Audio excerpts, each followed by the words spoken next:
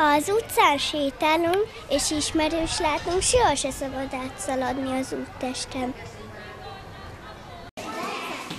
Itt minden gyerek tudja, hogy a folyosó az nem futópálya.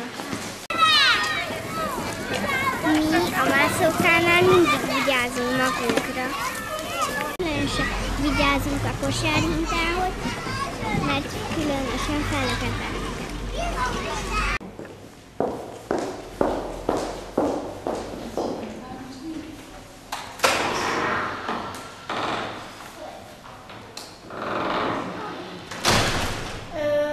A óvodából sohasem lehet úgy kimenni, hogyha nem jöttek értünk a szüleink, vagy a papi, vagy mami, vagy a keresztszüleink, és anélkül sohasem szabad egy gyereknek se kimenni. A nagyok az óvodában mindig vigyáznak a kisebbekre, még a lépcsőn.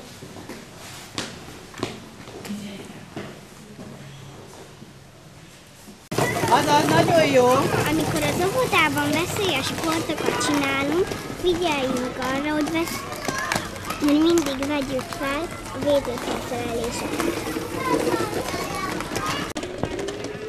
Amikor biciklizünk, figyeljünk arra, hogy mindig vegyünk fel felszerelést, és csak felnőttel szabad biciklizni. A galériáról tilos ledobni játékot, mert az veszélyes lehet. A gyerekeket megütheti. Ez a rás az óvodás biztonságát végzi. Az összeszereléskor az összes szabályt betartjuk. Az én apukám munkavédelmi szakértő.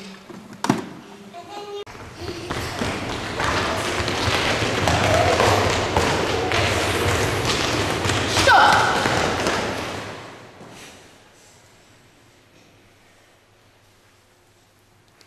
A tornateremben mindig nagyon kell vigyázni magunkra, meg mindenki.